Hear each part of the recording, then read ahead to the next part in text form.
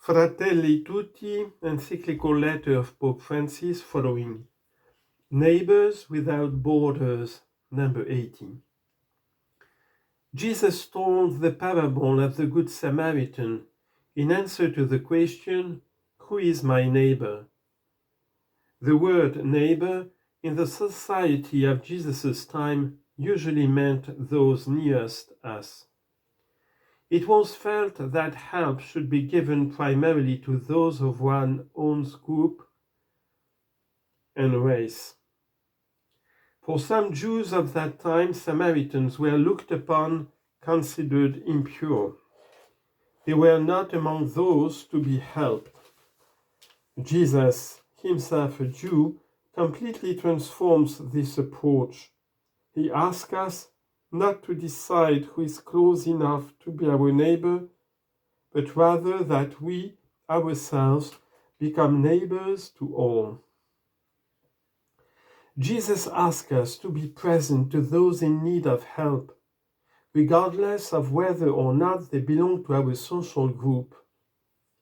In this case, the Samaritan became a neighbor to the wounded Judean. By approaching and making himself present, he crossed all cultural and historical barriers.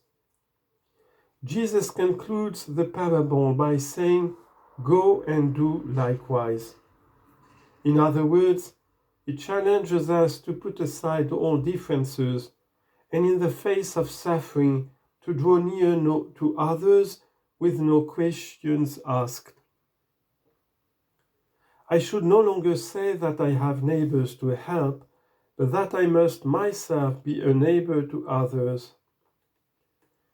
The parable, thou, is troubling, for Jesus says that the wounded man was a Judean, while the one who stopped and helped him was a Samaritan.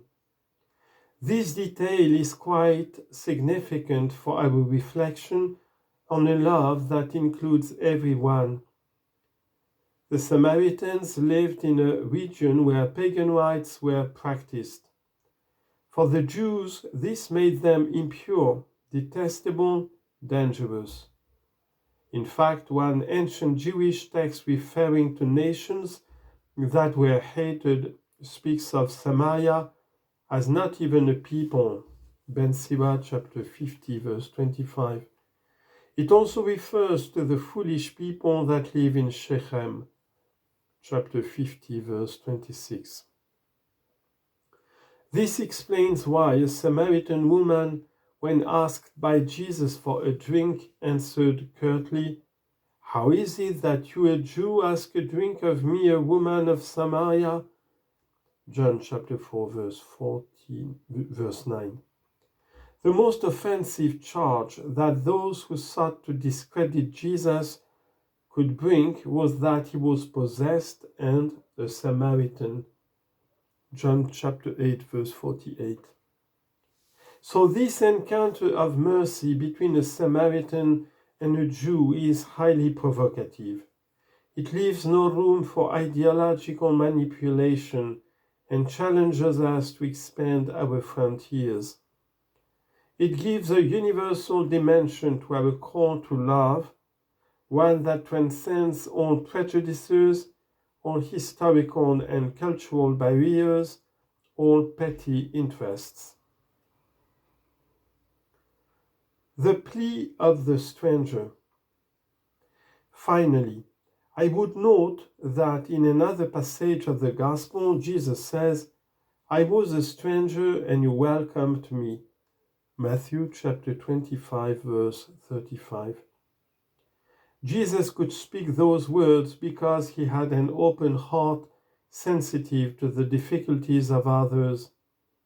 St. Paul urges us to rejoice with those who rejoice, weep with those who weep. Romans chapter 12, verse 15. When our hearts do this, they are capable of identifying with others without worrying about where they were born or come from. In the process, we come to experience others as our own flesh. Isaiah chapter 58, verse 7. For Christians, the words of Jesus have an even deeper meaning. They compel us to recognize Christ himself in each of our abandoned or excluded brothers and sisters. Matthew chapter 25, verse 40 and 45. Faith has untold power to inspire and sustain our respect for others, for believers come to know that God loves every man and woman with infinite love, and thereby confers infinite dignity upon all humanity.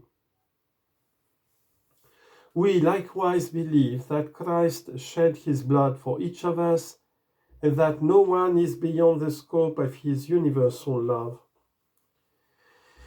If we go to the ultimate source of that love, which is the very life of the triune God, we encounter in the community of the three divine persons the origin and perfect model of all life in society. Theology continues to be enriched by its reflection on this great truth.